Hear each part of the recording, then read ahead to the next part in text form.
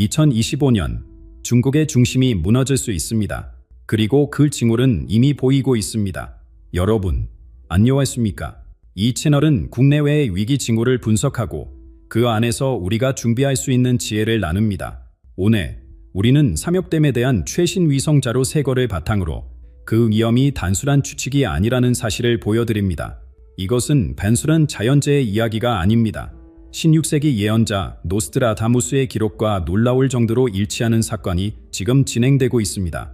마지막까지 보신다면 이 예언이 단순한 전설이 아닌 오늘의 현실이라는 걸 알게 되실 겁니다. 지금 함께 확인해 보시죠.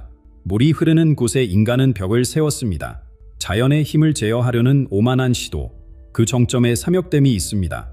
양쯔강의 거대한 흐름을 가로막은 이 구조물은 단순한 댐이 아닙니다. 그것은 현대 중국의 얼굴, 그들의 기술적 위대함과 국가적 자부심의 상징입니다. 2006년 완공된 이 거대한 벽은 세계 최대의 수력 발전 시설로 우뚝 섰습니다. 중국 정부는 이를 통해 우리는 자연을 지배할 수 있다는 메시지를 세계에 선포했습니다. 2.3km 길이, 185m 높이의 이 콘크리트 구조물은 중국의 급속한 발전과 성장을 위한 에너지를 공급했습니다.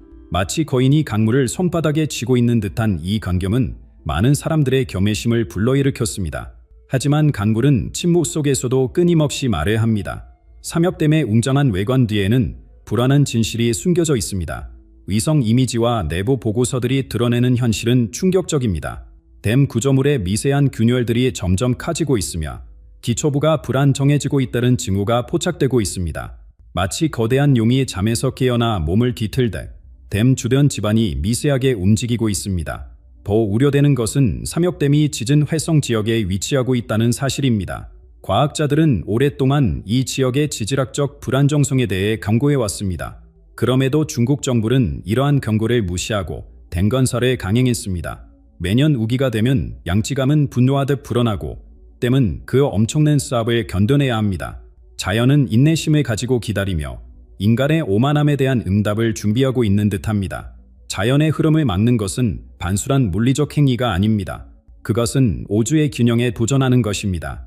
양쯔강은 수천 년 동안 중국 문명의 젖줄이었으며 그 자연적인 흐름은 생태계의 건강과 직결되어 있었습니다. 삼엽댐이 세워진 이후 수많은 생물종이 사라졌고 강하류 지역의 생태계는 돌이킬 수 없는 변화를 겪었습니다. 물고기들의 이동 경로가 차단되고 퇴적물의 자연적인 흐름이 방해받으면서 강의 건강은 점점 악화되고 있습니다.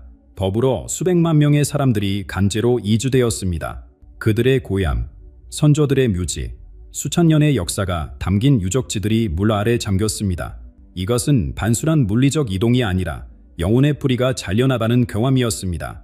그들의 눈물과 하는 댐에 갇힌 물처럼 깊고 무거운 침묵 속에 잠겨 있습니다.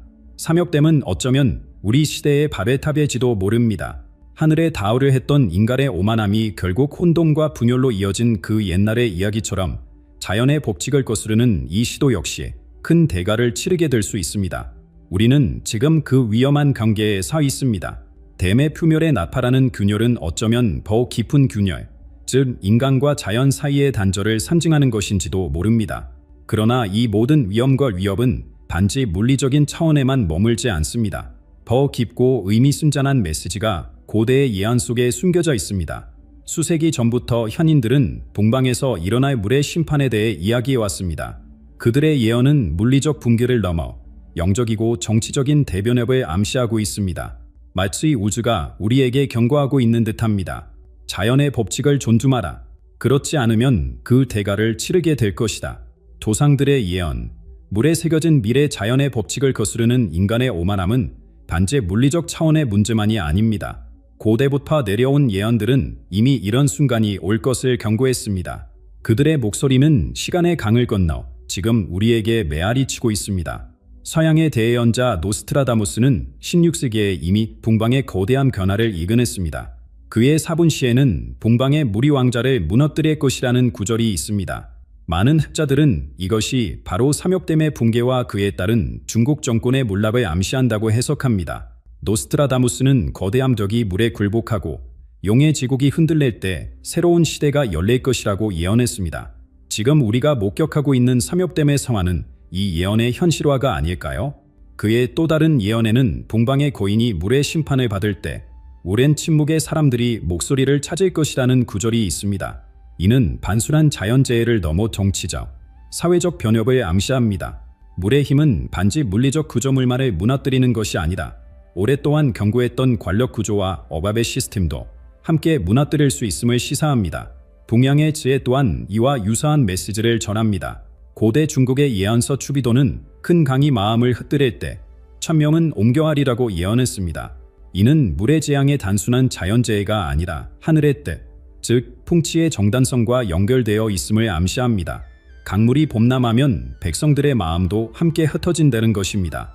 추비도의 또 다른 구절에는 물이 거스름을 용납하지 않을 때 산과 강이 울고 옥자는 빈 자리가 된다는 예언이 있습니다. 이 구절은 자연의 법칙을 거스른 통치자가 결국 권력에 잃게 될 것임을 경고합니다. 물은 인내심이 있지만 그 인내심에도 한계가 있다는 것입니다. 우리는 지금 그 한계점에 도달하고 있는 것인지도 모릅니다. 서양의 또 다른 예언가 에드가 케이시는 20세기 초에 물이 인류의 새로운 각성을 가져올 것이라고 예언했습니다. 그는 특히 동방의 물이 민중을 깨우고 오래된 시스템을 무너뜨릴 것이라고 말했습니다. 케이시의 예언에 따르면 물의 재앙은 단순한 파괴가 아니라 정신적, 영적 각성의 계기가 됩니다. 마치 대홍수 이후 새로운 세계가 열렸던 것처럼 삼역댐의 붕괴는 새로운 시대의 문을 여는 사건이 될 수 있습니다. 케이시는 또한 물의 심판이 오면 사람들은 진실을 보게 될 것이라고 말했습니다. 이는 재앙이 단순한 불행이 아니라 진실과 깨달음의 순간이 될 수 있음을 시사합니다. 물이 범람하면 오랫동안 숨겨졌던 진실도 함께 떠오를 것입니다. 마치 홍수가 지표면의 모든 것을 씻어내듯 거짓과 기만의 베일도 함께 벗겨질 수 있습니다. 이러한 예언들은 모두 물이 단순한 자연의 요소가 아니라 정의와 진실의 상징임을 강조합니다. 물은 끊임없이 흐르며 그 흐름을 억압하려는 시도는 결국 더 큰 범람으로 이어질 수 있습니다. 마찬가지로 민중의 의지와 진실을 억압하려는 시도도 결국은 더 큰 저항과 변화의 물결을 불러일으킬 수 있습니다. 우리가 주목해야 할 것은 이러한 예언들이 단순한 재난을 예고하는 것이 아니라는 점입니다. 그것은 변화, 각성, 그리고 새로운 시작에 대한 메시지입니다. 물이 범람할 때 그것은 파괴일 수도 있지만 동시에 저하이기도 합니다. 오래된 것이 씻겨나가고 새로운 씨앗이 뿌려질 수 있는 비옥한 토양이 만들어지는 것입니다. 이러한 고대의 지혜와 예언들은 최근의 과학적 증거와 위성 이미지가 보여주는 현실 앞에서 더욱 분명한 의미를 갖습니다. 삼엽댐의 구조적 취약성과 균열은 단순한 기술적 문제가 아니라 더 깊은 차원의 메시지를 담고 있는지도 모릅니다. 그것은 우리 모두에게 자연과의 조화, 권력의 한계, 그리고 진정한 지혜가 무엇인지를 다시 생각해보라는 우주의 초대장일지도 모릅니다. 고대의 예언들이 경고하는 위험은 단순한 미신이나 두려움에서 비롯된 것이 아닙니다. 최신 과학기술과 위성 이미지는 이러한 예언적 메시지를 뒷받침하는 충격적인 증거를 제공하고 있습니다. 영적 지혜와 현대의 과학이 같은 목소리로 경고하고 있는 것입니다. 최근 유럽 우주국과 미국 항공우주국의 위성에 촬영한 이미지들은 삼엽댐 주변 지반에 미세한 변형이 일어나고 있음을 보여줍니다. 일반인의 눈에는 보이지 않을 정도로 작은 이 움직임들이지만 첨단 레이더 간섭계 기술로 분석하면 그 심각성이 드러납니다. 지난 5년간 댐 주변 지반은 최대 1.5cm씩 이동했습니다. 이것은 마치 거인이 잠에서 깨어나 몸을 뒤태기 시작하는 것과 같습니다. 더욱 우려되는 것은 이러한 변형이 점점 가속화되고 있다는 점입니다. 올해 초부터는 그 속도가 2배로 증가했습니다. 마치 땅속 깊은 곳에서 무언가가 숨을 고르고 있는 듯합니다. 댐의 표면에도 미세한 균열들이 늘어나고 있으며 특히 댐의 중앙부와 기초 부분에서 이러한 현상이 두드러집니다. 물이 끊임없이 압력을 가하는 곳에서는 콘크리트도 결국 항복할 수밖에 없습니다. 이러한 상황을 더욱 위험하게 만드는 것은 삼엽댐이 지진 활성지대에 위치하고 있다는 사실입니다. 지질학자들은 오래전부터 이 지역이 지진 위험이 높은 곳임을 경고해왔습니다. 양지간 계곡은 여러 지질 단층이 교차하는 지점에 위치해 있으며 과거에도 수차례 중대형 지진이 발생했던 지역입니다. 더욱 염려되는 것은 대규모 대미 지진을 유발할 수도 있다는 사실입니다. 지질학적 연구에 따르면 거대한 수압이 지각에 가해지면 유발 지진이라는 현상이 발생할 수 있습니다. 삼엽댐의 물무게는 무려 390억 톤에 달하며 이는 지각에 엄청난 압력을 가하고 있습니다. 마치 잠자는 용이 등을 누르는 것과 같은 이 압력은 언제든 지진을 촉발할 수 있습니다. 만약 중규모 이상의 지진이 발생한다면 이미 취약해진 댐 구조물은 그 충격을 견디지 못할 가능성이 높습니다. 이러한 기술적 위험을 더욱 악화시키는 것은 관리 시스템의 부실함과 내부 부패입니다.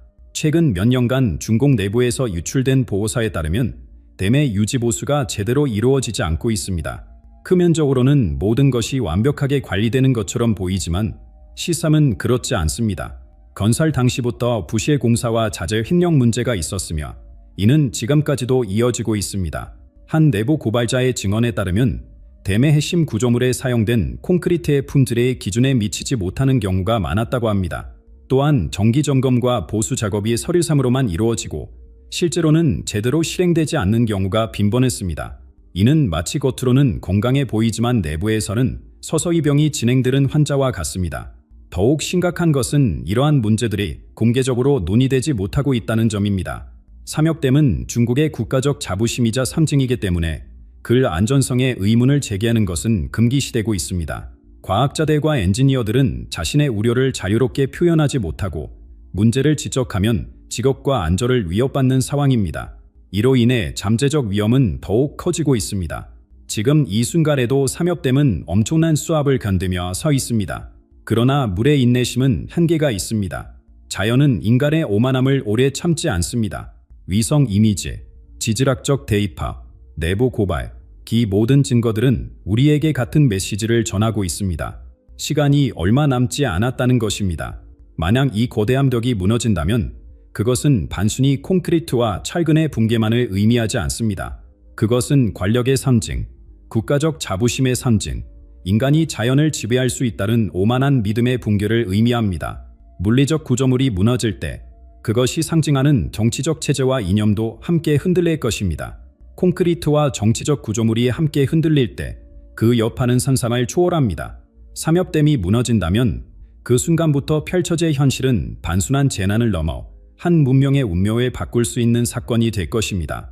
먼저 인명피해의 규모는 상상을 초월할 것입니다.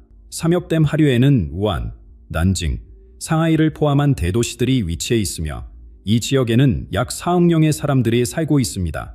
댐이 붕괴할 경우 390억 톤의 물이 한꺼번에 쏟아져 내릴 것이며 이는 역사상 가장 큰 인공적 홍수를 일으킬 것입니다. 시뮬레이션에 따르면 물의 벽은 시속 100km 이상의 속도로 하류를 향해 달려갈 것이며 6시간 이내에 우한에 도달할 것으로 예상됩니다. 이 홍수는 수백 개의 도시와 마을을 순식간에 삼킬 것이며 수천만 명의 사람들이 집을 잃게 될 것입니다. 경고 시스템이 있다 하더라도 대피할 시간은 턱없이 부족할 것입니다. 이는 단순한 통계나 숫자의 문제가 아닙니다.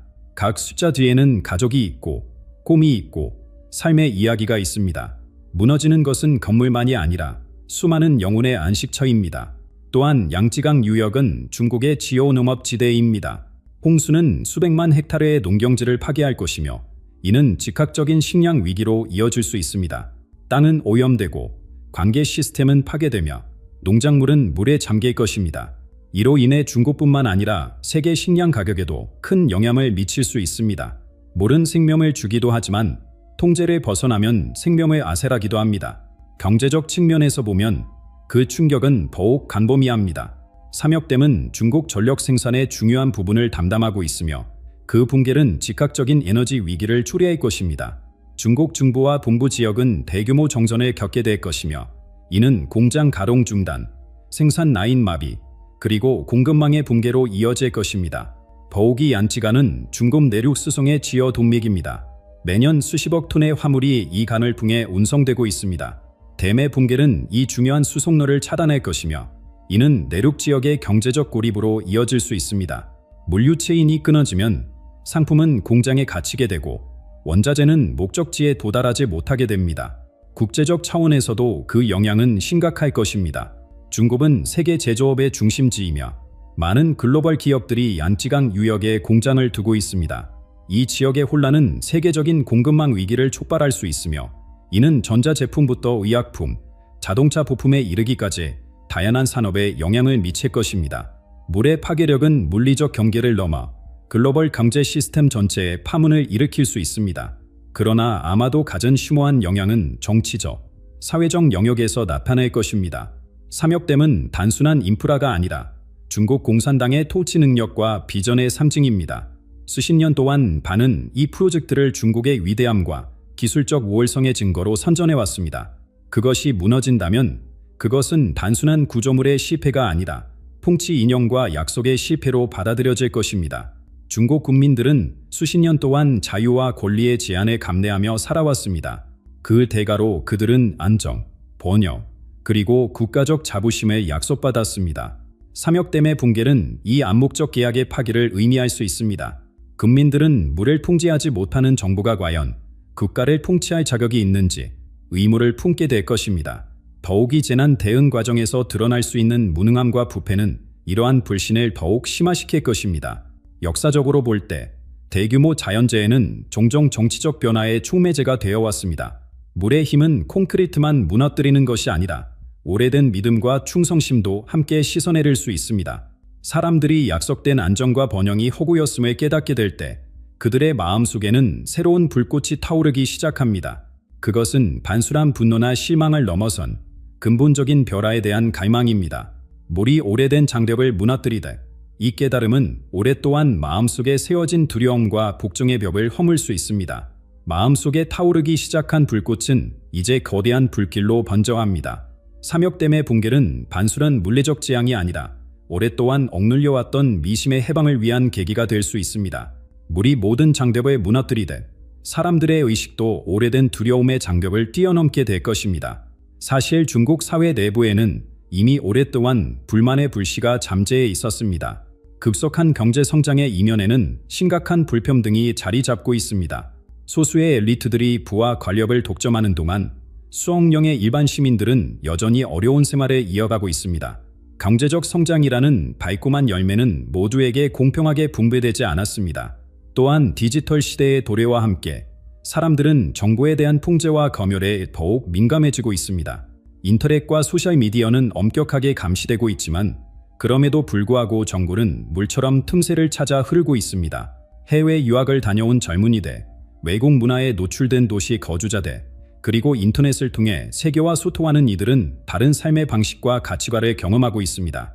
삼역댐의 붕괴가 발생한다면 이러한 잠재된 불만은 한순간에 표면화될 것입니다.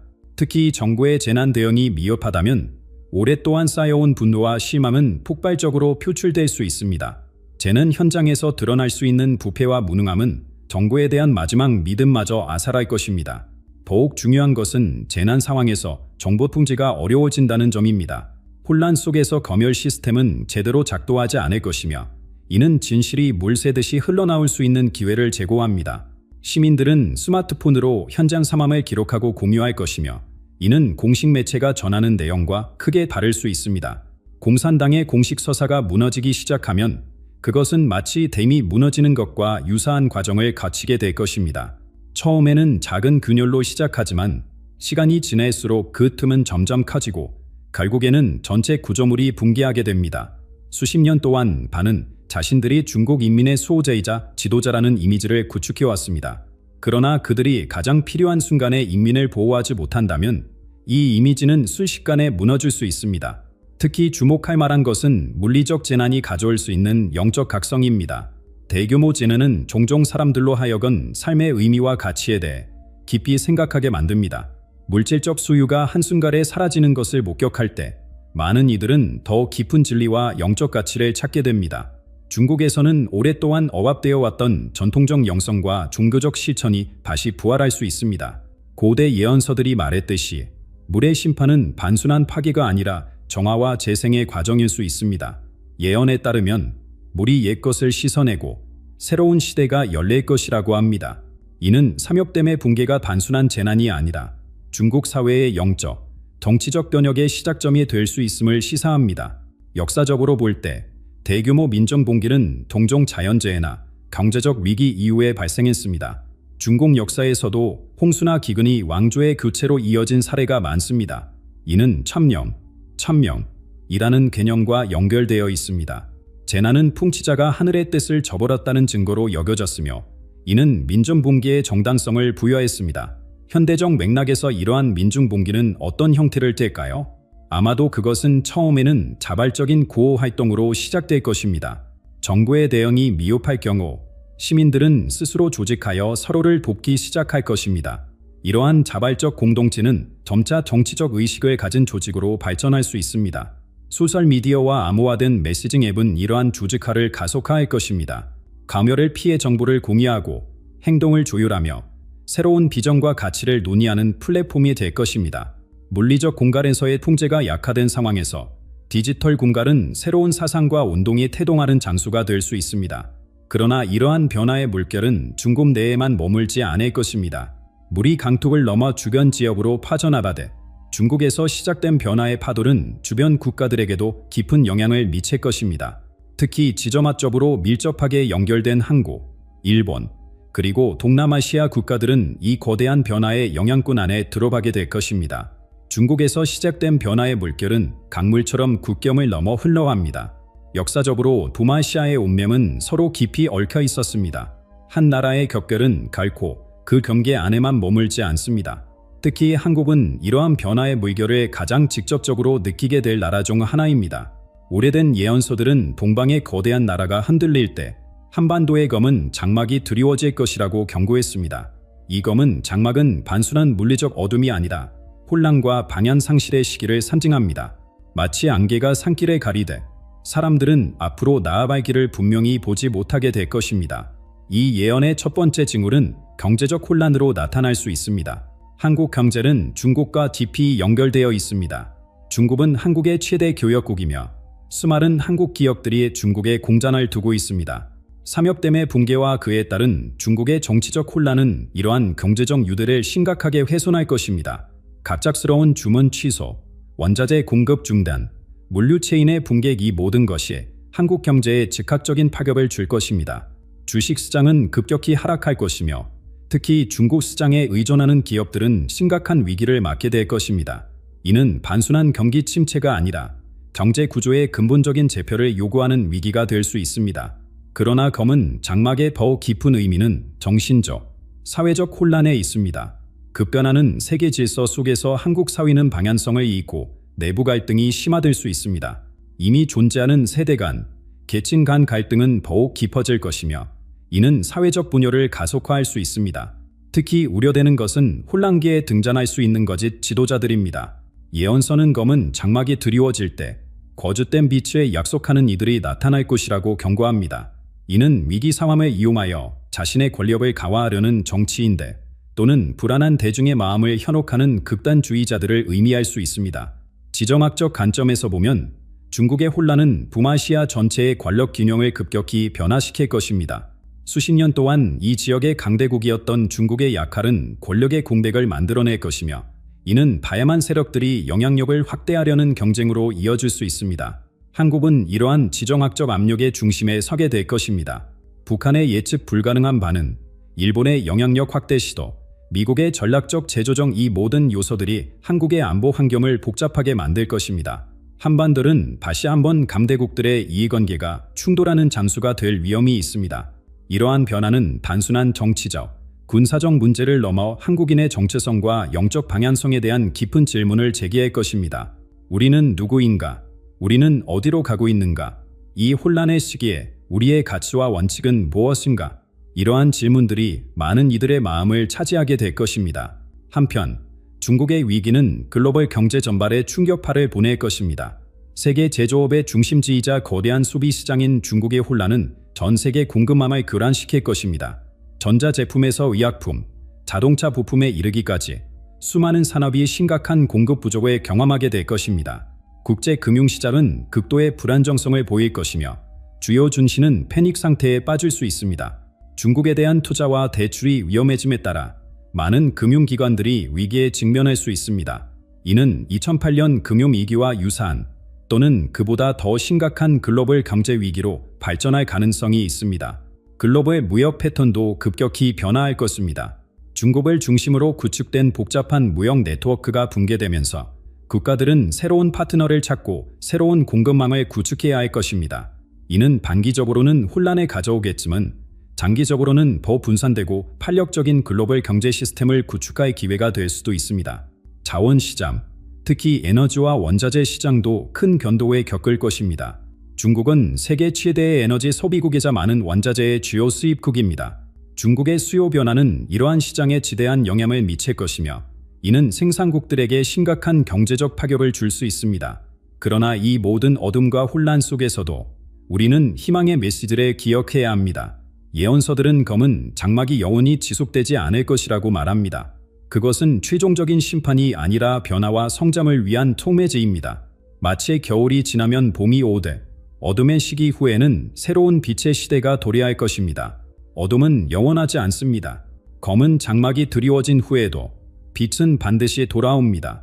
예언서들은 혼란과 파괴 이후에 새로운 시대가 열릴 것이라고 말합니다. 마치 홍수 이후 물 위에 피어나는 연꽃처럼 위기의 시간 속에서도 희망의 씨앗은 자라날 준비를 하고 있습니다. 동양의 지혜는 연꽃을 매우 중요한 상징으로 여깁니다. 연꽃은 진흙 속에서 자라지만 그 더러움에 물들지 않고 아름다운 꽃을 피워냅니다. 삼엽댐의 붕괴와 그로 인한 혼란은 표면적으로는 재앙처럼 보이지만 그 속에서 새로운 가능성이 태어날 수 있습니다. 물은 파괴하기도 하지만 동시에 정화하고 새 생명을 가져오기도 합니다. 이러한 위기는 많은 사람들로 하여금 영적인 깨달음을 찾게 할 것입니다. 물질적 안정과 편안함이 한순간에 사라질 때 사람들은 더 깊고 영속적인 가치를 찾게 됩니다. 오랫동안 잊혀졌던 전통적 지혜와 영적 가르침이 다시 주목받게 될 것입니다. 많은 이들이 조선들의 가르침 속에서 현재의 혼란을 이해하고 극복할 지혜를 찾으려 할 것입니다. 위기의 시간 속에서는 종종 새로운 지도자가 등장합니다. 혼란스러운 시대일수록 진정한 지혜와 통찰력을 가진 이들의 목소리가 더욱 귀하게 들립니다. 예언서는 어둠이 가장 깊을 때 참된 빛을 가진 이가 나타날 것이라고 말합니다. 이는 반드시 정치적 지도자만을 의미하는 것은 아닙니다. 영적 지도자, 문화적 아이콘 또는 새로운 사상을 전파하는 운동가일 수도 있습니다. 그러나 궁극적으로 미래는 각 개인과 공동체의 선택에 달려 있습니다. 특히 한국과 같이 지정학적으로 중요한 위치에 있는 나라들은 중대한 결정의 순간을 맞게 될 것입니다. 한국의 지도자들은 지혜와 야망 사이에서 균형을 찾아야 합니다. 단기적 이익보다는 장기적 비전에, 개인적 권력보다는 공동체의 번영을 우선시해야 할 것입니다. 외부 세력의 영향력도 중요한 변수가 될 것입니다. 미국을 비롯한 강대국들은 중국의 혼란을 자신들의 이익을 확대할 기회로 볼 수 있습니다. 한국은 이러한 외부 세력과의 관계를 어떻게 설정할 것인가에 대한 어려운 선택을 해야 합니다. 진정한 협력인가? 아니면 새로운 형태의 종속인가? 원조인가? 통제인가? 이러한 질문들이 한국의 미래 진로를 결정할 것입니다. 이 시기에 가장 중요한 것은 국민적 반합입니다. 예언설은 나뉜 즙은 서지 못한다고 경고합니다. 내부 갈등과 분열이 깊어진다면 한국은 외부 압력에 더욱 취약해질 것입니다. 그러나 국민들이 공동의 비전과 가치 아래 하나로 뭉칠 수 있다면 이 위기는 오히려 더 강한 국가와 사회를 만드는 계기가 될 수 있습니다. 미래는 두 갈래 길로 나뉩니다. 한쪽은 분열과 혼란, 그리고 외부 세력에 대한 종속으로 이어집니다. 이 길을 따르면 검은 장막은 오랫동안 한반도를 덮을 것입니다. 다른 한쪽은 화합과 영적 각성, 그리고 진정한 독립으로 이어집니다. 이 길을 따르면 한국은 위기 속에서 더욱 빛나는 등불이 될 것입니다. 삼엽댐은 단순한 콘크리트 구조물이 아닙니다. 그것은 우리 시대의 거울입니다. 인간의 위대함과 오만함, 기술적 성취와 자연에 대한 무시를 동시에 반영합니다. 2025년 물리적 댐이 무너질지는 아직 알 수 없습니다. 그러나 확실한 것은 이 사건이 우리 모두에게 깊은 성찰과 변화의 기회를 제공한다는 것입니다. 무너지는 것은 단순한 구조물이 아니다. 우리가 세상을 바라보는 방식일지도 모릅니다. 깊은 밤, 홀로 깨어 창밖을 바라볼 때 하늘이 당신에게 말을 거는 듯한 느낌이 든 적 있습니까? 2025년 6월 17일, 이 날짜를 기억하십시오. 바로 밤과 할머니가 남긴 마지막 예언이 시작되는 날입니다. 전통 무속가였던 밤과 할머니는 생전에 수백 건의 예언을 남겼고 그중 다수가 실제로 일어났습니다. 그 마지막 메시지에는 하늘이 속삭일 것이고 듣는 자만이 준비될 수 있다고 기록되어 있습니다. 이번 영상에서는 그 예언에 숨겨진 의미와 실제로 지금 전 세계에서 벌어지고 있는 이상현상들의 연결해 보여드립니다. 끝까지 보시면 이 메시지가 단순한 신화가 아니라 현실의 일부라는 걸 느끼실 겁니다. 지금 진실을 확인해 보십시오. 6월의 새벽, 창문을 열고 하늘을 바라보세요. 겉으로는 평범해 보이지만 무언가 다릅니다. 밤과 할머니가 마지막 숨을 내쉬기 전 남긴 예언이 바로 지금 우리 앞에 펼쳐지고 있습니다. 그녀는 큰 벼라 전에는 항상 고요함이 찾아온다고 말했습니다. 마치 폭풍 전의 고요함처럼 2025년 6월은 세상의 흐름이 바뀌는 조용한 시작점입니다. 밤과 할머니의 기록에 따르면 변화는 눈에 띄지 않게 시작됩니다. 그녀는 이 시기를 눈으로는 볼 수 없지만 가슴으로 느낄 수 있는 순간이라고 묘사했습니다. 마치 아무도 듣지 못하는 노래처럼 하늘은 속삭이기 시작합니다.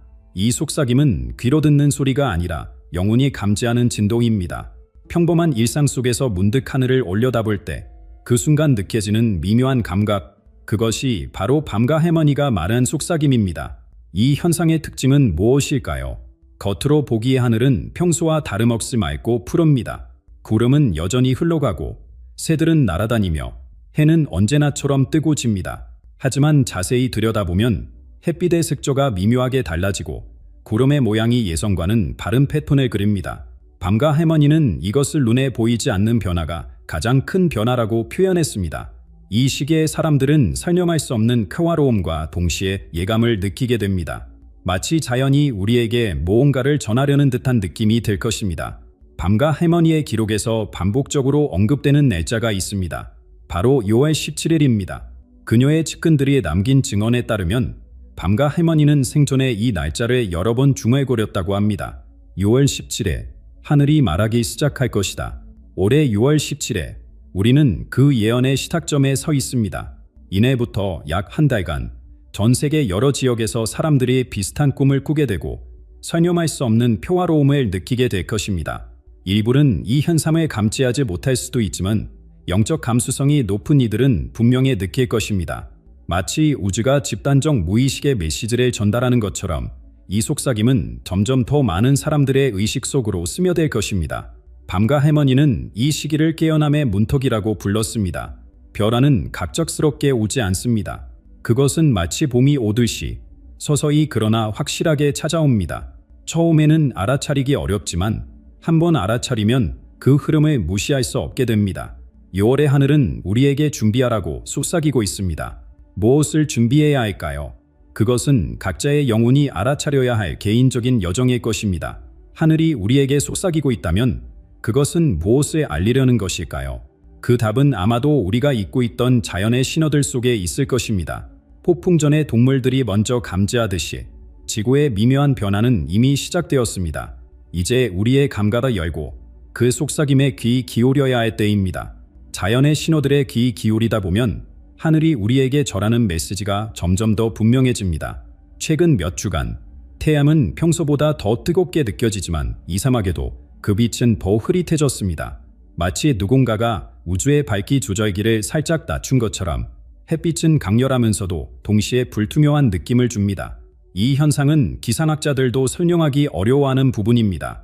측정된 자외선 지수는 높지만 빛의 투명도는 낮아진 것입니다. 구름의 형태도 미묘하게 변화하고 있습니다. 평소에는 볼 수 없었던 나선형 패턴이나 기하학적 모양이 종종 목격됩니다. 마치 하늘에 누군가가 그림을 그리고 있는 듯한 느낌입니다. 이런 구름 패턴은 특히 일출과 이몰 무렵에 더 자주 나타납니다. 더 놀라운 것은 새들의 행동 변화입니다. 철새들이 갑자기 방향을 바꾸거나 평소에는 볼 수 없는 지역에 나타나는 현상이 보고되고 있습니다. 마치 자신들의 내부 나침반이 혼란스러워진 듯 새들은 이상한 패턴으로 날아다니며 평소와는 다른 시간에 노래합니다. 밤에는 더 특별한 현상이 나타납니다. 전 세계 여러 지역에서 사람들이 꿈속에서 비슷한 소리를 듣고 있다는 보고가 내고 있습니다. 그것은 낮은 진동음, 마치 우주의 심장박동과도 같은 소리입니다. 처음에는 무시할 수 있을 정도로 미세하지만 점점 그 존재감이 커지는 소리입니다. 이 소리를 꿈에서 들은 사람들은 깨어난 후에도 그 진동이 계속 머릿속에 맴돈다고 말합니다. 흥미로운 점은 이 소리를 들은 사람들 대부분이 전에는 영적인 경험과 거리가 멀었던 평범한 사람들이라는 것입니다. 이 진동음은 단순한 소리가 아닙니다. 그것은 마치 암호화된 메시지처럼 느껴집니다. 어떤 이들은 이 소리를 듣고 난 후 갑자기 영감을 받아 창작 활동을 시작하거나 오랫동안 해결하지 못했던 문제의 답을 찾기도 합니다. 마치 이 소리가 우리 내면의 지혜를 깨우는 열쇠인 것처럼 말입니다. 소리는 점점 더 많은 사람들의 꿈으로 퍼져나가고 있습니다. 마치 물결처럼 처음에는 소수만 감지했지만 이제는 그 원이 넓어지고 있습니다. 밤과 할머니는 보는 눈이 있는 자만이 볼 것이고 듣는 귀가 있는 자만이 들을 것이라고 했습니다. 이 말은 단순한 비유가 아닙니다. 그녀는 실제로 일부 사람들만이 이러한 변화를 감지할 수 있다고 말한 것입니다. 이는 영적 감수성의 문제입니다. 마치 라디오 주파수와 같이 특정 진도에 맞춰진 사람들만이 이 신호를 받아들일 수 있습니다. 그리고 한번 이 주파수에 동조되면 그것은 무시할 수 없는 현실이 됩니다. 이 시기에 더 많은 사람들이 갑자기 영적 감각이 열리는 경험을 하게 될 것입니다.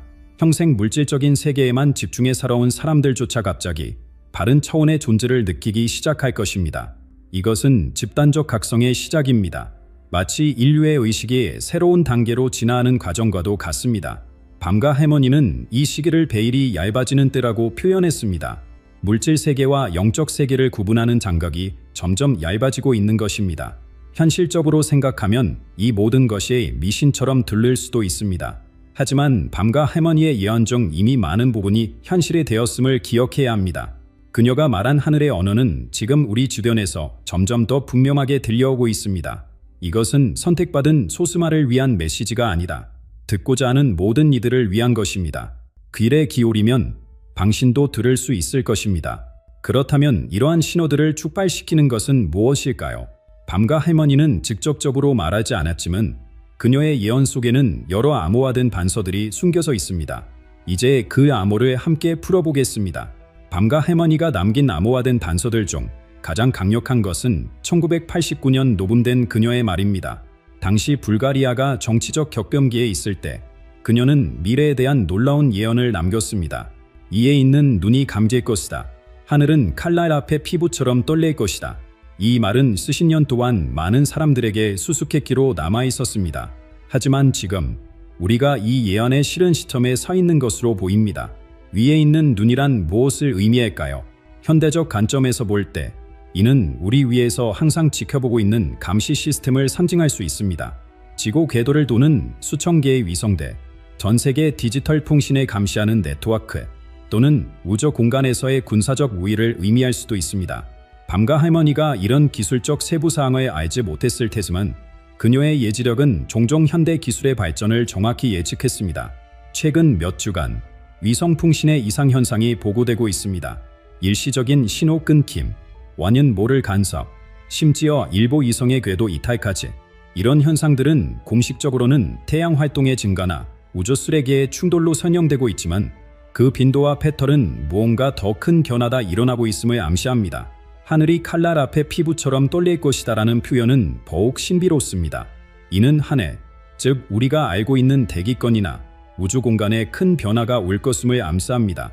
마치 예리한 칼날 앞에서 피부가 긴장하듯이 우주의 직물 자체가 긴장하고 있는 듯합니다. 이것은 단순한 기상현상이나 천문학적 사건을 넘어선 무언가를 암시합니다. 어쩌면 우주와 지구 사이의 관계, 또는 우리가 아직 완전히 이해하지 못하는 차원 간의 상호작용일 수도 있습니다. 밤과 할머니의 예언에서 누른 단순한 감시 기술 이상의 의미를 갖습니다. 그것은 모든 것을 보고, 알고, 통제하려는 권력의 상징입니다. 역사적으로 눈은 종종 제고, 강대국, 또는 전 세계적 영향력을 가진 세력을 상징해왔습니다. 피라미드의 꼭대기에 있는 눈처럼 그것은 세상을 내려다보며 모든 것을 통제하려는 힘을 의미합니다. 이 눈이 감긴다는 것은 그 권력의 쇠퇴를 의미합니다. 그러나 밤과 할머니는 이 변화가 폭력적인 충돌이나 극적인 붕괴가 아닌 점진적인 소멸로 이루어질 것이라고 암시했습니다. 마치 잠에 들듯이 이 권력은 서서히 그 영향력을 잃어갈 것입니다. 우리는 지금 그 과정의 초기 단계를 목격하고 있는 것인지도 모릅니다. 예언의 더 깊은 의미는 이 눈이 단순한 물리적 실체가 아니라 인류의 집단적 의식에 영향을 미치는 시스템이라는 점입니다. 밤과 할머니가 살았던 시대에는 현대의 디지털 감시나 인공지능과 같은 개념이 존재하지 않았지만 그녀의 예지력은 이러한 기술적 발전을 넘어서는 본질에 꿰뚫어 보았을 수 있습니다. 그녀가 말한 눈은 어쩌면 우리의 생각과 행동을 형성하는 보이지 않는 힘, 전 세계적 패러다임을 의미할 수도 있습니다. 이 예언에서 가장 흥미로운 부분은 눈이 감기는 것이 반드시 부정적인 사건이 아닐 수도 있다는 점입니다. 오히려 그것은 해방의 순간, 인류가 오랫동안 자신도 모르게 따라왔던 감시와 통제로부터 벗어나는 순간일 수 있습니다. 마치 오랜 꿈에서 깨어나는 것처럼 이 변화는 처음에는 혼란스럽고 불안할 수 있지만 결국은 새로운 의식의 확장으로 이어질 수 있습니다. 눈이 감긴다는 것은 또한 어떤 의미에서는 더 깊은 시각이 열린다는 의미일 수도 있습니다. 외부를 감시하던 눈이 감기면 내면을 바라보는 눈이 열릴 수 있습니다. 이것은 개인적 차원에서나 집단적 차원에서 모두 적용될 수 있는 개념입니다. 밤과 해머님은 종종 인류의 영적 진화에 대해 이야기했으며 이 예언 역시 그런 맥락에서 이해할 수 있습니다. 그렇다면 이 눈이 순징하는 제국은 어디에일까요? 밤과 해머니는 구체적인 이름을 언급하지 않았지만 그녀의 예언 속에는 따라갈 수 있는 그림자들이 있습니다. 밤과 해머니의 예언에서 가장 놀라운 부분은 어떤 강대국의 갑작스러운 쇠퇴에 관한 내용입니다. 그러나 이 쇠퇴는 우리가 역사에서 보아온 화려한 붕괴나 극적인 전쟁의 형태를 띠지 않습니다. 그것은 마치 세금역의 안개가 태양 앞에서 조용히 사라지듯 수리 없이 진행되는 증발과 같습니다. 이 권력의 상실은 한순간에 일어나는 사건이 아니라 이미 시작된 과정입니다. 마치 빙하가 서서히 녹아내리듯 우리는 그 변화를 날마다 목격하고 있지만 그 전체적인 규모를 인식하지 못하고 있을 뿐입니다. 밤과 해머니는 이 과정을 눈앞에서 일어나지만 아무도 보지 못하는 변화라고 설명했습니다. 그것은 뉴스 헤드라인을 장식하는 극적인 사건이 아니다. 일상의 작은 변화들, 사소한 이상현상들, 미묘한 균열들의 축적입니다. 권력의 상징들이 하나둘 그 의미를 잃어가고 한때 견고했던 구조물들이 그 기반부터 약해지고 있습니다. 이 과정은 이미 우리 주변에서 일어나고 있으며 요해 17일 이후 더욱 가속화될 것입니다. 밤과 해머니의 예언에는 이 사라지는 강대국에 대한 몇 가지 상징적인 단서가 포함되어 있습니다. 그녀는 차가운 땅, 금속 세대, 흔들리는 볼 위의 탑과 같은 이미지를 언급했습니다. 이러한 상징들을 해석하는 것은 쉽지 않지만 몇 가지 가능성을 생각해 볼 수 있습니다. 차가운 땅은 북반구의 강대국, 특히 러시아나 북미를 암시할 수 있습니다. 역사적으로 이 지역들은 세계 정치에서 중요한 역할을 해왔으며 밤과 해머니의 시대에도 냉전의 중심축이었습니다. 금속 새들은 현대적 맥락에서 군사 항공기, 드론, 또는 더 넓게는 기술적 우위를 상징할 수 있습니다. 현대 강대국의 힘은 종종 그들의 군사적, 기술적 우회성에서 비롯됩니다. 가장 흥미로운 이미지는 흔들리는 볼 위의 탑입니다. 이는 견고해 보이지만 실제로는 불안정한 기반 위에 세워진 구조물을 암시합니다. 현대적 맥락에서 이것은 물리적 건물보다는 제도, 시스템 또는 사회적 구조를 의미할 수 있습니다. 금융 시스템, 정치 체제 또는 기술 기반 사회 구조가 겉으로는 강해 보이지만 내부적으로는 취약할 수 있습니다. 이러한 상징들을 종합해 볼 때 몇 가지 가능성이 떠오릅니다. 미국이나 러시아와 같은 전통적 강대국이 그 영향력을 잃어가는 것일까요? 또는 이것이 단일 국가가 아닌 세계 금융 시스템이나 기술 기업들의 네트워크와 같은 추국가적 권력 구조를 의미하는 것일까요? 어쩌면 이것은 물리적 실체보다는 이데올로기적 패러다임, 세계를 바라보는 지배적인 시각의 변화를 의미할 수도 있습니다. 밤과 해머니의 예언에서 중요한 점은 이 권력의 쇠퇴가 반드시 재앙적인 사건이 아니라는 것입니다. 그것은 변화, 전환, 새로운 시작의 과정입니다. 오래된 구조가 무너질 때 공간이 생기고 그 공간에서 새로운 것이 자라날 수 있습니다. 밤과 해머니는 이 과정을 필요한 죽음이라고 표현했습니다. 마치 숲에서 오래된 나무가 쓰러져 새로운 생명이 자랄 공간을 만드는 것처럼 이 권력의 쇠퇴는 더욱 큰 균형과 조화를 위한 자연스러운 과정일 수 있습니다. 이 예언을 두려움이 아닌 경외심과 열린 마음으로 받아들이는 것이 중요합니다. 변화는 항상 불확실성을 공반하지만 그것은 또한 새로운 가능성을 의미합니다. 밤과 해머니는 종종 변화의 눈보라 속에서 미래의 씨앗이 날아다닌다고 말했습니다. 우리의 역할은 그 씨앗을 알아보고 그것이 뿌리내릴 수 있도록 돕는 것입니다. 이 권력의 증발은 이미 시작되었으며 우리 주변의 작은 신호들에서 그 흔적을 찾을 수 있습니다. 글로벌 협력의 약화, 기존 분맹의 재구성, 새로운 영향력 중심의 등장, 이러한 변화들은 개별적으로는 사소해 보일 수 있지만 함께 모이면 세계 질서의 근본적인 재구성을 암시합니다. 밤과 할머니의 예언에 따르면 6월 17일은 이 과정이 가속화되는 전환점이 될 것입니다. 이 강대국이 누구인지 계속 추측해보는 동안 우리는 이 변화가 어떻게 시작되는지 이해할 필요가 있습니다. 그리고 밤과 할머니의 예언에 따르면 그것은 어쩌면 어떤 소리로부터 시작될지도 모릅니다. 밤과 할머니가 예언한 변화의 시작을 알리는 신호는 바로 소리, 정확히는 술림입니다. 최근 몇 달간 전 세계 여러 지역에서 사람들이 정체불명의 저주파 울림을 경험하고 있다는 보고가 증가하고 있습니다. 이 현상은 학계에서 글로벌 험이라고 불리며 그 특징은 명확한 음원 없이 지속적으로 들리는 낮은 진도음입니다. 마치 멀리서 들려오는 기계의 위닝거림 같기도 하고 때로는 대지 깊은 곳에서 올라오는 울림 같기도 합니다. 흥미로운 점은 이 소리가 특정 지역이라 환경에 국한되지 않는다는 것입니다. 북미의 조용한 교회에서부터 유럽의 고립된 시골 마을, 아시아의 분주한 도시들까지 서로 다른 문화와 환경에 있는 사람들이 유사한 경험을 보고하고 있습니다. 과학자들은 이 현상을 지질학적 활동, 산업소음 또는 전자기적 간섭으로 설명하려 했지만 어떤 이론도 모든 사례를 충분히 설명하지 못하고 있습니다.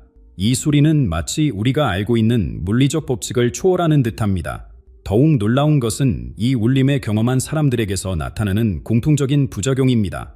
초기에는 가벼운 불안감이나 집중력 저하와 같은 미묘한 증상으로 시작되지만 시간이 지남에 따라 더 독특한 경험으로 발전합니다. 많은 사람들이 갑자기 순묘한 비전이나 통찰력을 얻게 되었다고 보고합니다. 마치 그들의 의식이 확장되어 평소에는 접근할 수 없었던 정보나 지식에 접근할 수 있게 된 것처럼 말입니다. 가장 흔한 부작용 중 하나는 반복되는 꿈입니다. 이 울림을 경험한 사람들 중 놀랍게도 많은 이들이 하늘이 색을 바꾸는 꿈을 꾸게 됩니다. 푸른 하늘이 점차 보라색, 녹색, 때로는 금색으로 변하는 꿈입니다. 이 꿈에서 하늘의 색 변화는 위협적이기보다는 경이롭고 아름답게 느껴진다고 합니다. 마치 우주가 새로운 색조로 자신을 표현하는 것처럼 말입니다. 이러한 공통된 꿈의 경험은 단순한 우연을 넘어서는 무언가를 암시합니다. 밤과 할머니는 이 소리에 대해 특별한 설명을 남겼습니다. 그녀는 이것을 세계 사이의 소리라고 불렀으며 하늘에서 오는 것도 아니고 땅에서 오는 것도 아니며 두 세계의 경계에서 오는 것이라고 설명했습니다. 이 표현은 고대부터 전해져 온 창원 간의 경계, 물질 세계와 영적 세계의 접점에 대한 개념을 떠올리게 합니다. 밤과 할머니는 이 소리가 단순한 물리적 현상이 아니라 우주적 결합의 신호, 두 세계 간의 소통 채널이 열리고 있음을 알리는 메시지라고 제안했습니다. 이 소리는 점점 더 많은 사람들에게 들리게 될 것이며 6월 17일 이후에는 그 강도와 영향력이 더욱 커질 것이라고 밤과 할머니는 예측했습니다. 그러나 그녀는 이것을 두려워할 필요가 없다고 강조했습니다. 오히려 이 소리는 깨어남의 축미제, 인류 의식의 진화를 돕는 복으로 작용할 것이라고 했습니다. 마치 수면 중인 사람을 부드럽게 깨우는 알람 소리처럼 이 울림은 우리의 더 깊은 본질에 일깨우는 역할을 합니다.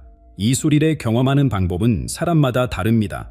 일부는 물리적인 귀로 직접 들을 수 있지만 대부분은 더 미묘한 방식으로 감지합니다.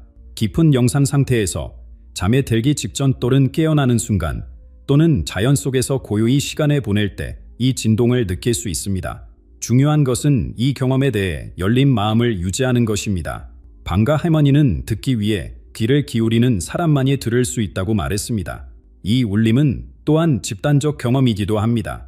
개인적으로 이 소리를 들은 적이 없더라도 그 영향은 이미 우리 모두의 집단 무의식에 퍼져나가고 있습니다.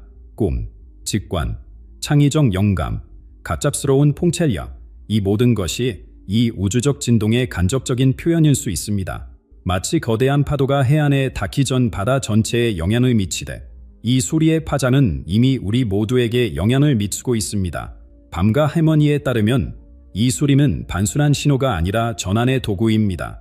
그것은 우리의 유전자, 세포 구조, 심지어 의식의 패턴까지 재조정하는 역할을 합니다. 마치 음악이 우리의 감정과 생리에 영향을 미치듯 이 우주적 울림은 더 깊은 차원에서 우리를 변화시키고 있습니다. 이는 고통스러운 과정이 아니라 자연스러운 진화, 우리가 항상 향해왔던 다음 단계로의 이동입니다. 그렇다면 이 소리가 단지 시작에 불과하다면 어떨까요? 밤과 할머니의 예언에 따르면 우주는 다양한 방식으로 우리에게 말을 걸고 있으며 별들 역시 중요한 메시지를 전달하고 있는 것 같습니다. 별들이 우리에게 전하는 메시지를 이해하기 위해서는 하늘을 바라봐야 합니다. 2025년 6월, 천문학적으로 매우 희귀한 사건이 일어납니다. 포성, 해완성, 천안성, 명완성이 특별한 배열을 이루는데 고대 점성술에서는 이를 검은 왕관이라고 불렀습니다. 수천 년에 한 번 일어나는 이 천체 현상은 단순한 우연이 아닙니다. 밤과 할머니의 예언과 맞물려 이 행성들의 배열은 우주의 리듬과 지구의 변화가 동기화되는 순간을 나타냅니다. 검은 왕관이 형성되는 과정은 이미 시작되었습니다. 천문학자들에 따르면 이 행성들은 점차 그들의 위치를 잡아가고 있으며 6월 17일경에 그 배열이 완성될 것입니다. 이 배열의 특징은 4개의 외행성이 거의 직선상에 놓이면서도 미면 원형에 이르는 형태입니다. 밤하늘에서 이 행성들을 연결하면 마치 왕관 모양이 나타납니다. 검은이라는 표현은 이 외행성들이 태양에서 멀리 떨어진 우주의 더 어두운 영역에 위치한다는 사실에서 비롯되었습니다. 고대부터 이러한 행성 배열은 중요한 절한계의 상징으로 여겨져 왔습니다. 바빌로니아, 이집트, 마야 문명에서는 이와 유사한 천체 현상을 한 시대의 종말과 새로운 시대의 시작으로 해석했습니다. 그러나 이것은 파멸적 종말이 아니라 뱀이 허물을 벗든 낡은 것이 새 것의 자리를 내어주는 자연스러운 과정을 의미합니다. 고대 기록에 따르면 이전의 검은 왕관이 형성되었던 시기는 항상 인류 역사의 중요한 전환점과 일치했습니다. 문명의 붕괴와 재탄생, 새로운 사상과 철학의 등장, 집단적 의식의 도약이 이 시기에 일어났습니다. 이 행성들은 각각 깊은 상징적 의미를 가지고 있습니다. 포섬은 구조, 한계, 시간을 상징하며 해완섬은 꿈, 환상, 영성을 나타냅니다. 천안성은 갑작스러운 변화와 혁명적 에너지를, 명완성은 변형과 재생을 상징합니다. 이 네 행성이 함께 배열될 때 그들의 에너지는 결합되어 강력한 변화의 파도를 만들어냅니다. 마치 우주의 거대한 국명상자가 특별한 진도에 내보내는 것과 같습니다. 밤과 할머니는 이 천체 현상에 대해 놀라운 통찰력을 보여주었습니다. 그녀는 행성들의 움직임을 우주의 춤이라고 표현했으며 이 춤이 지구와 인류 의식에 직접적인 영향을 미친다고 주장했습니다. 그녀에 따르면 행성들의 정렬은 단순한 물리적 현상이 아니라 에너지 패턴의 변화, 우주적 의식의 변화를 나타냅니다. 이 행성들이 특정 배열을 이룰 때 그들은 마치 우주의 에너지 게이트를 여는 열쇠처럼 작용합니다. 이 검은 왕관의 영향은 이미 감지되고 있습니다. 행성들이 그들의 위치로 서서히 이동함에 따라 그 에너지는 점점 강해지고 있습니다. 이것이 앞서 언급한 글로벌 화매 증가, 집단적 꿈의 패턴, 그리고 전 세계적으로 보고되는 의식 변화 경험과 연관되어 있을 수 있습니다. 행성들의 배열이 완성되는 6월 17일에 이 에너지는 최고조에 달할 것입니다. 그러나 밤과 할머니는 이 시기를 두려워할 필요가 없다고 강조했습니다. 오히려 이것은 축하하고 환영해야 할 기회입니다. 그녀는 이 행성 배열의 영혼을 위한 문이 열리는 순간이라고 표현했습니다. 마치 우주가 우리에게 선물을 주는 것과 같습니다. 더 높은 의식으로 진화할 수 있는 기회, 우리의 진정한 본질과 다시 연결될 수 있는 기회를 말입니다. 이 천체 현상을 최대한 활용하기 위해 밤과 할머님은 몇 가지 조언을 남겼습니다. 그녀는 이 시기의 명상, 자연과의 연결, 내면의 소리에 귀 기울이는 것의 중요성을 강조했습니다. 특히 6월 17일 전후로는 하늘을 자주 바라보고 꿈을 기록하며 직관적 메시지에 열린 마음을 가질 것을 권장했습니다. 이 행성 배열은 마치 우주가 우리에게 보내는 초대장과 같습니다. 더 넓은 의식, 더 깊은 이해로의 초대입니다. 검은 왕관의 형성은 밤과 할머니가 말한 속삭이는 하늘의 물리적 표현이라고 볼 수 있습니다. 행성들의 춤은 그 속삭임이 리듬, 그 메시지의 강도를 더해줍니다. 이 두 현상은 분리된 것이 아니라 같은 우주적 이벤트의 다른 측면들입니다. 하나는 들리고 다른 하나는 보입니다. 함께 그들은 우리에게 변화의 시간이 왔음을 알려줍니다. 하지만 이 깨어남은 단지 하늘에서만 일어나는 것이 아닙니다. 인류 역시 이 변화를 느끼고 있으며 그 경험은 가장 내밀한 곳, 바로 우리의 꿈속에서 나타나고 있습니다. 하늘의 신호와 행성의 춤이 우주적 변화를 알리는 동안 인류 내면에서도 놀라운 현상이 일어나고 있습니다. 전 세계 수천 명의 사람들이 유사한 꿈을 꾸고 있다는 보고가 급진하고 있습니다. 보라색 하늘, 녹아내리는 건물들, 알 수 없는 언어로 속삭이는 목소리, 이 꿈들은 개인적 경험을 넘어 집단적 현상으로 발전하고 있습니다. 이 공유된 꿈의 가장 흥미로운 점은 서로 다른 문화, 배경, 신념을 가진 사람들이 거의 동일한 이미지와 감각을 경험한다는 것입니다. 스위스의 시계 제작자, 브라질의 농부, 한국의 교사, 케냐의 의사, 그들은 모두 같은 보라색 하늘을 보고 같은 진도를 느끼고 있습니다. 심리학자 칼 융이 말한 집단 무의식이 깨어나고 있는 것처럼 인류의 깊은 내면에서 공명이 일어나고 있습니다. 이 꿈에서 반복되는 요소는 이해할 수 없지만 깊이 느껴지는 한 단어입니다. 사람들은 이 단어를 정확히 기억하거나 발음할 수 없지만 그것이 저라는 감각은 분명합니다. 깨어남, 변화, 새로운 시작, 마치 우리의 유전자 자체가 기억하고 있는 고대의 언어처럼 이 단어는 지적으로 이해되기보다는 영혼으로 느껴집니다. 모든 신호는 같은 곳에 가리키고 있습니다.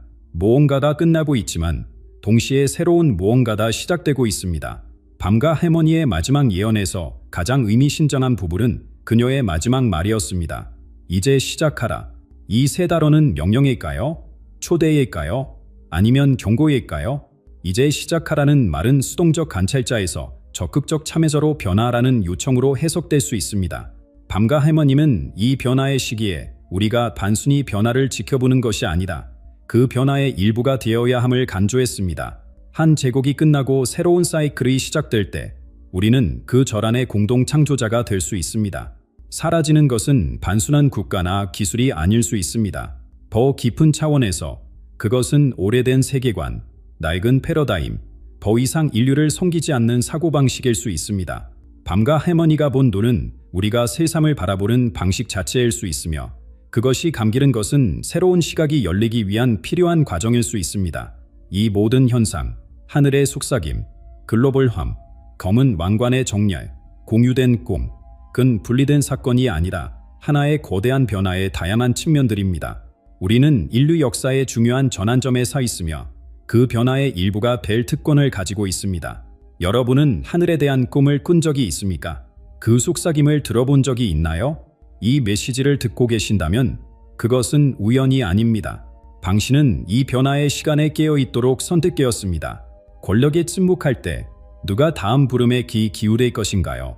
그 답은 바로 당신, 그리고 우리 모두에게 있습니다. 여러분의 꿈, 여러분의 경험, 여러분의 내면의 속삭임을 댓글로 나눠주세요. 우리는 함께 이 위대한 깨어남의 이야기를 써나가고 있습니다. 이 여정을 함께하며 더 많은 비밀이 밝혀질 수 있도록 채널을 구독해주세요. 기억하세요. 밤과 할머니의 말처럼 이제 시작하라. 여러분, 지금 이 순간 우리가 한 번도 겪어보지 못한 변곡점에 와 있습니다. 섣불 스님 50년간 말없이 세상을 지켜보던 그분이 드디어 마지막 예언을 전하셨습니다.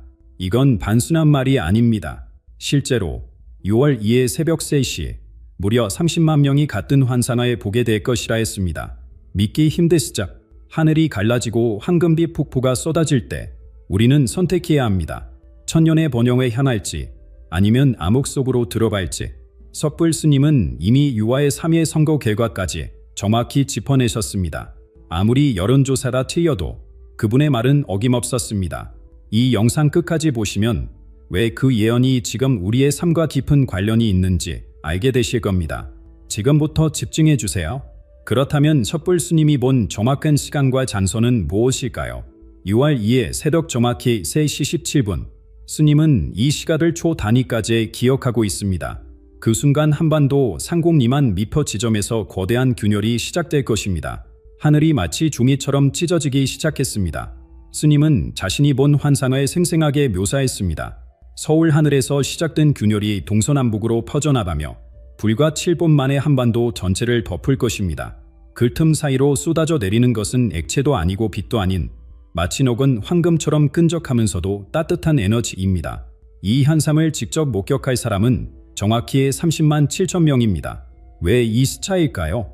스님에 따르면 이는 한국 전체 인구의 0.6%에 해당하는 수치로 깨어있는 영혼들의 정확한 비율이라고 합니다. 부산의 72세 할머니부터 대구의 28세 직장인까지 지역과 나이를 초월해 선택된 이들이 동시에 같은 광경을 보게 됩니다. 환상을 보는 사람들에게는 공통점이 있습니다. 모두 삶에서 큰 시련을 겪었지만 절망하지 않은 사람들입니다. 가족을 잃은 슬픔, 사업 실패의 아픔, 질병과의 투병 등 각자 다른 고난을 겪었지만 원망 대신 성잠을 선택한 이들입니다. 고통을 통해 지혜를 얻은 자들만이 하늘의 신호를 받을 자격이 있습니다. 그 순간 이들의 몸에서는 실제 물리적 변화가 일어납니다. 체온이 2도 상승하고 심박수가 분당 120회까지 빨라지며 평소 느껴보지 못한 강렬한 전율이 온몸을 감쌉니다. 동시에 마음속에는 말로 설명할 수 없는 표화와 확신이 자리 잡습니다. 환상의 절정에서 30만 명은 모두 같은 메시지를 받게 됩니다. 음성으로 들리는 것이 아니라 직접 의식에 새겨지는 형태로 내일 너희의 선택이 천년을 좌우한다. 마음의 수리를 따르라. 이 메시지를 받은 순간 그들은 요의 3일 누구에게 투표해야 할지 명확하게 알게 됩니다. 흥미롭게도 이 환상을 본 사람들은 서로를 알아볼 수 있게 됩니다. 길에서 마주치면 눈빛만으로도 당신도 그것을 보았군요라는 것을 직감할 수 있습니다. 마치 같은 비밀을 공유하는 동지처럼 자연스럽게 연결감을 느끼게 됩니다. 석불 스님은 경고합니다. 이 환상을 보지 못했다고 해서 실망하지 마십시오. 모든 사람이 볼 필요는 없습니다. 30만 명이 올바른 선택을 하면 그 파급 효과가 전 국민에게 미칠 것입니다. 그런데 도대체 이런 놀라운 예언을 하는 석불 스님은 누구일까요? 왜 지금까지 세상에 알려지지 않았던 그가 갑자기 침묵을 깨고 이런 충격적인 이야기를 꺼내게 된 것일까요? 그의 정체와 지난 50년간의 은돈 생활에는 여러분이 상상하지 못할 비밀이 숨겨져 있습니다. 석불 스님의 본명은 아직도 수수께끼입니다. 1975년 25살이던 김모 씨가 어느 날 갑자기 가족들에게 짧은 편지의 한 장만 남기고 지리산으로 향했습니다. 더 이상 세상의 소음을 들을 수 없습니다. 진정한 침묵을 찾아 떠납니다. 그 후 50년간 그의 율사는 시계처럼 조악했습니다. 새벽 3시 기상, 차가운 계곡물로 세수, 4시간의 정자 명상, 오후 3시부터 3시간의 경익 명상, 하루 한 끼의 식사는 오직 산에서 직접 기른 채소와 나물뿐이었습니다. 마른 하루에 여의마디를 넘기지 않았고 그마저도 꼭 필요한 경우에만 했습니다. 하지만 이 극도의 금욕생활에는 놀라운 부작용이 있었습니다. 세상과 단절될수록 그의 영적 감각은 오히려 예리해졌습니다.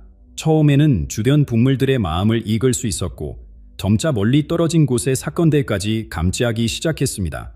2008년 2월 5일 밤 스님은 갑자기 명상을 중단하고 소리쳤습니다. 숭례문이 타고 있다.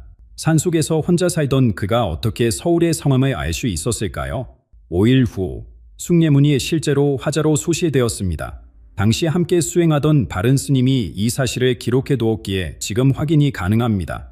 더욱 섬뜩한 것은 2011년 3월 9일의 일입니다. 스님은 이틀간 잠을 이루지 못하며 동쪽 바다가 검게 물들고 있다고 중얼거렸습니다. 3월 10일에 일본에서 대지진과 쓰나미가 발생했고 후쿠시마 원전 사고가 터졌습니다. 이때 스님은 여체간 아무것도 먹지 못할 정도로 괴로워했습니다. 미리 보는 것이 축복이 아니라 저주라는 것을 깨달았습니다. 스님은 당시를 회상하며 말했습니다. 막을 수 없는 비극을 미리 아는 고통, 경고에도 믿지 않는 사람들의 냉대, 그 모든 것이 저를 더욱 깊은 침묵으로 이끌었습니다. 2017년 대선 전에도 비슷한 일이 있었습니다. 스님은 사회 한 달 내내 달을 품은 사람이라는 말을 반복했습니다. 당시 아무도 그 의미를 이해하지 못했지만 문재인 후보가 당선된 후에야 그 예언의 정확함을 깨달았습니다. 문재인의 문자가 달을 품고 있었던 것입니다. 하지만 이런 정확한 예언들이 스님에게는 오히려 고통의 원인이었습니다. 사람들은 예언자를 원하지만 예언은 믿지 않습니다. 미래를 보는 자의 외로움을 아는 사람은 없습니다. 그의 목소리에는 깊은 슬픔이 배어 있었습니다. 그렇다면 평생 침묵을 지켜온 그가 왜 갑자기 세상에 나와 이런 이야기를 하게 된 것일까요? 이번에는 심함을 보았기 때문입니다. 스님의 얼굴에 처음으로 미소가 번졌습니다. 50년간 백은만 보다가 처음으로 우리 민족의 백은 미래를 보았습니다. 이것만은 반드시 사람들이 알아야 합니다. 그런데 그가 본 희망적인 미래란 정확히 무엇이었을까요? 지난 5월 스님에게 일어난 일은 그의 50년 수행 인생에서 가장 강렬한 체험이었습니다. 그의 밤 명상 중 갑자기 의식이 몸을 떠나 한반도 상공으로 올라갔고 그곳에서 믿을 수 없는 광경을 목격했습니다. 그 강렬한 체험은 5월 15일 새벽 4시 23분에 시작되었습니다. 평소와 같이 명상에 들어간 스님의 의식이 갑자기 몸을 떠나 상공으로 치솟았습니다. 눈 깜짝할 사이에 그는 한반도 전체를 내려다볼 수 있는 높이에 도달했습니다. 처음에는 평범한 새벽 풍경이었습니다. 고요한 산대, 잠든 도시대, 고불고불한 강줄기가 아래로 펼쳐져 있었습니다. 그런데 갑자기 하늘 한복판에서 거대한 소리가 울려 퍼졌습니다. 천둥 소리도 아니고 폭발음도 아닌 마치 우주 전체가 한 번에 숨을 내쉬는 것 같은 소리였습니다. 그 순간 하늘이 정확히 반으로 갈라지기 시작했습니다. 서쪽에서 동쪽으로 거대한 균열이 생기더니 그 틈 사이로 믿을 수 없는 광경이 펼쳐졌습니다. 순금을 녹여 만든 듯한 황금빛 폭포가 쏟아져 내리기 시작한 것입니다. 하지만 이것은 물이 아니었습니다. 빛도 아니었습니다. 그것은 생명 그 자체였습니다. 황금빛 폭포가 땅에 닿는 순간 모든 것이 변하기 시작했습니다. 말라붙은 나무들이 붉게 소생하고 오염된 강물이 맑아지며 병든 동물들이 건강을 되찾았습니다. 더 놀라운 것은 사람들의 별하였습니다. 잠들어 있던 사람들이 모두 깨어나 창밖을 바라보기 시작했습니다. 그들의 눈빛이 완전히 달라져 있었습니다.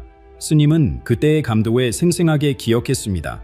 미움으로 가득했던 눈이 연민으로, 절망에 빠져있던 눈이 희망으로 바뀌어 있었습니다.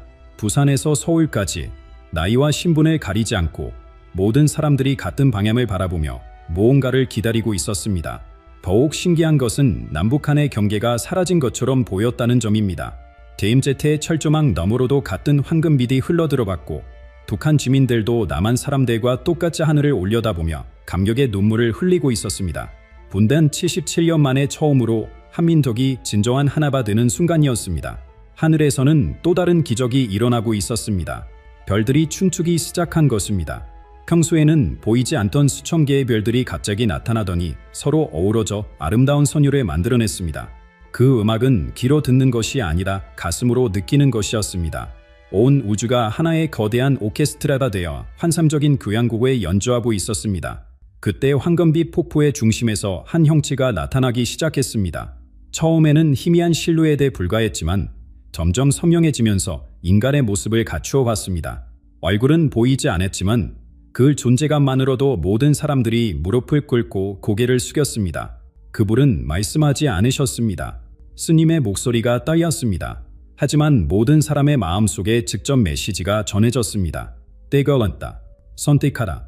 빛이냐 어둠이냐. 가장 놀라운 것은 그 신적인 존재가 점점 평범한 인간의 모습으로 변해간다는 것이었습니다.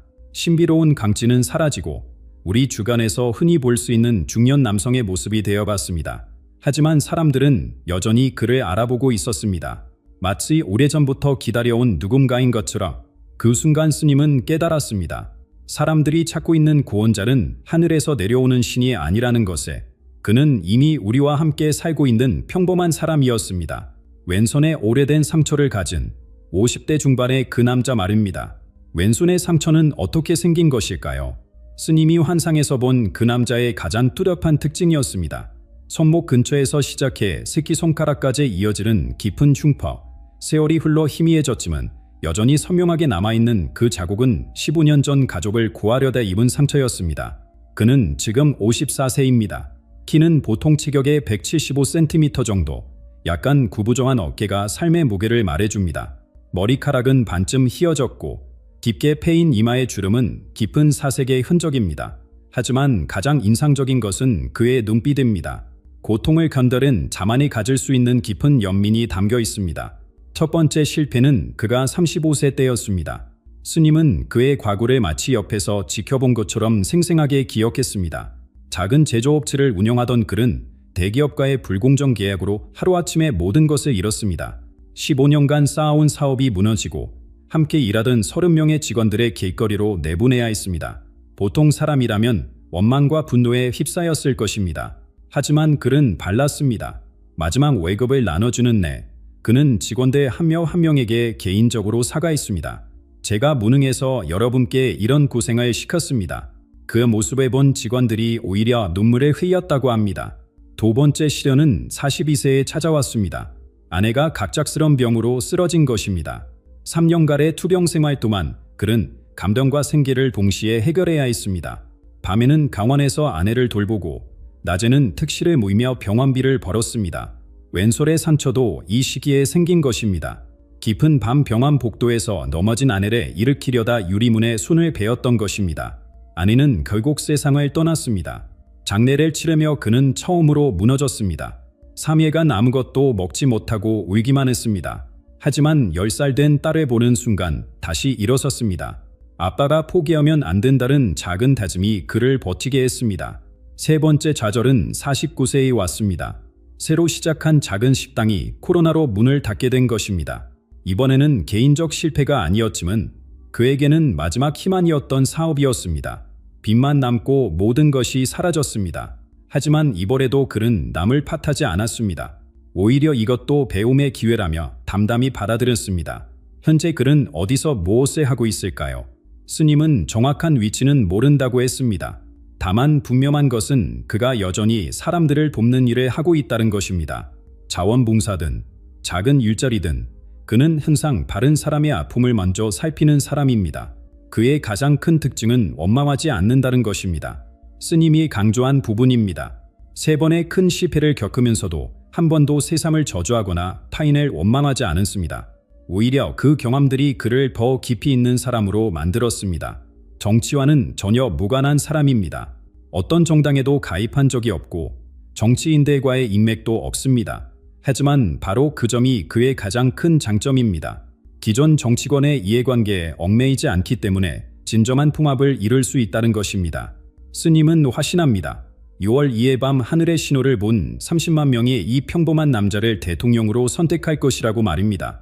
모든 기존 정치 법칙이 무너지고 여론조사라 무의미해지는 역사적 반전이 일어날 것입니다.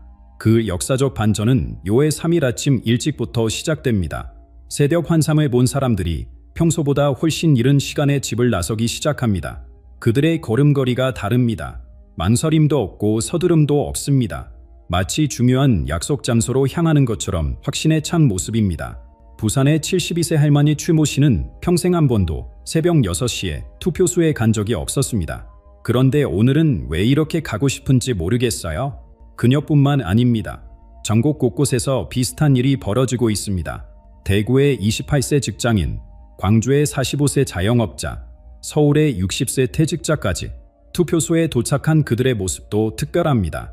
평소 선거 때처럼 후보자 격부를 들여다보거나 고민하는 사람이 없습니다. 투표용지를 받자마자 바로 기표소로 향해 망설임 없이 도장을 찍습니다. 3분도 안 걸립니다.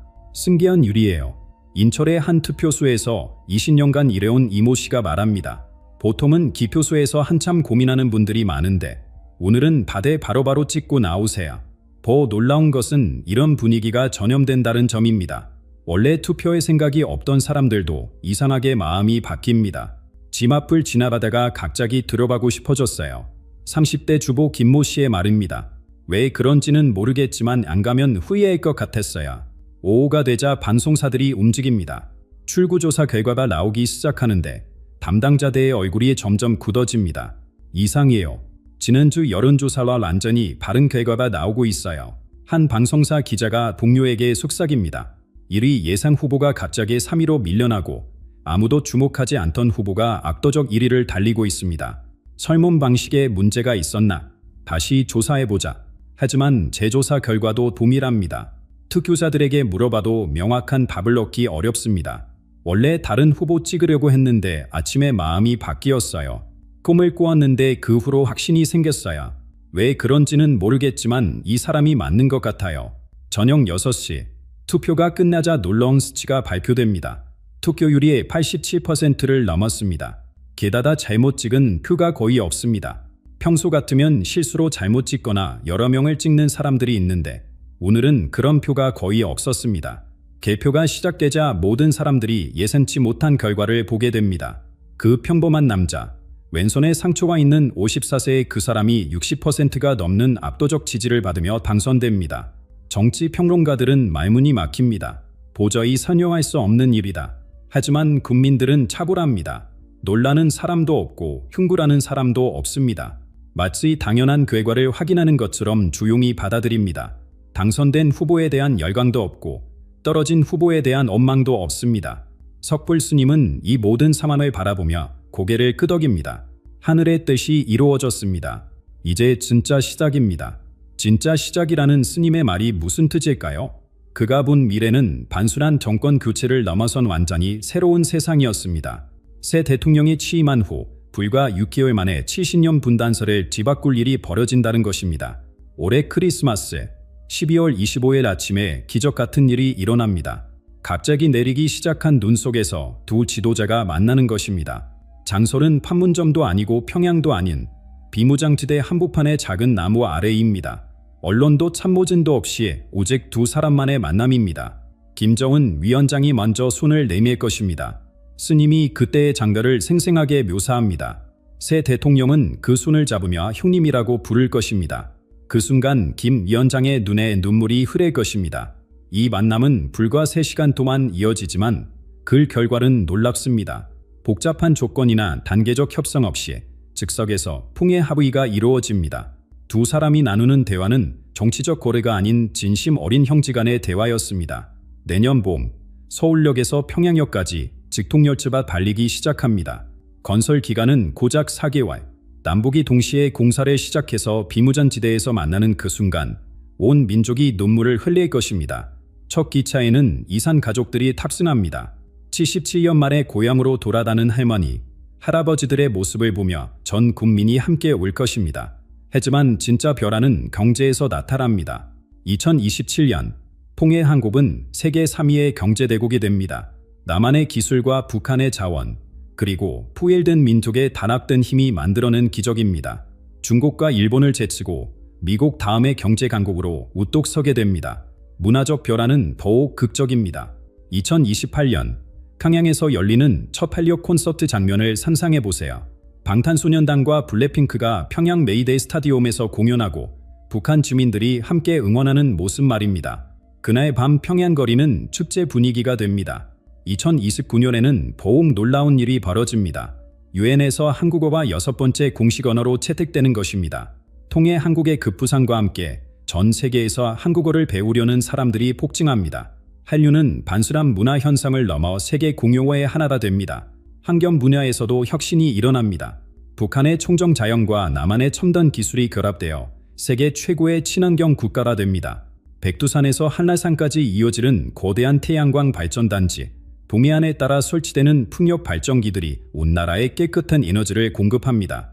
더 놀라운 것은 이런 변화가 한국에만 그치지 않는다는 점입니다. 통해 한국의 성공 모델을 보고 세계 각국의 분열된 지역들이 화해를 시작합니다.